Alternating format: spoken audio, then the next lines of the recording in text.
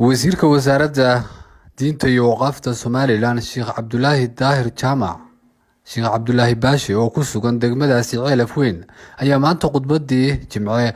halkaas ka sheegay oo shacabweynaha Somaliland faray in lagu soo baxo maalinta Axadda ah guud ahaan shacabka Somaliland roobdoon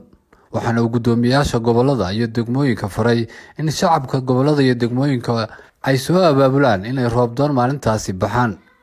Axadda waxaana ka mid ah wasiirka hadaladiisii ka iclaaminaysaa maanta roobdoon maadaama roobkii uu dib u dhacay in ilaahay subxaanahu wa tacaala aynu barino oo ilaahay subxaanahu wa tacaala aynu gacmaha hoos dhiganno oo aynu roobdoon samayno ayaanu go'aan ku gaadhnay in halkan maanta degmada Ceelaf Weyn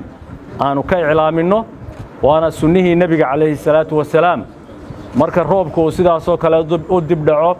ee xaaladdu ay adkaato in ilaahay subxaanahu wa tacaala la baryo oo roobdoon caam ah la sameeyo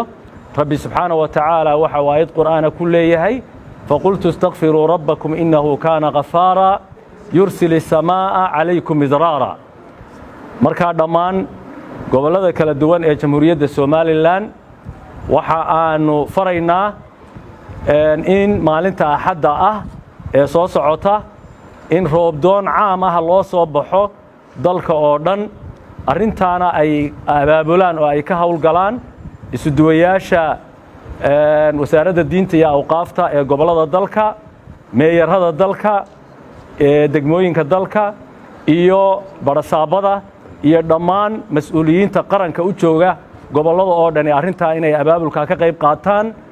roobdoonta insha Allah tacaala aanu iclaaminay maalinta Axadda ah haddii ilaahay yiraahdo barqada ilaa 9 subaxnimo in maaragta la soo baxo dalka oo dhan ilaahay subxaanahu wa tacaala aynu barino rabbi subxaanahu wa tacaala waxaynu ka baryaynaa inuu u soo naxariisto dadkiisa iyo ummadiisa sida biyaha ah ayaa waxa ay maraysaa 30,000 oo shilin ama $3 ayay maraysaa marka waa xaalad adag weeyaan gurmad qaranna waa loo baahan yahay hay'adaha maaragta khayriga ah iyo cid kasta oo xildhibaan ah waxaan u soo jeedinaynaa in loo diyaar garoobo insha Allah tacaala gurmad maaragta iyo in dadku ay iscaawiyaan Axmed Maxamed Cilmi warbaahinta qaranka Somaliland Ceelaf Weyn.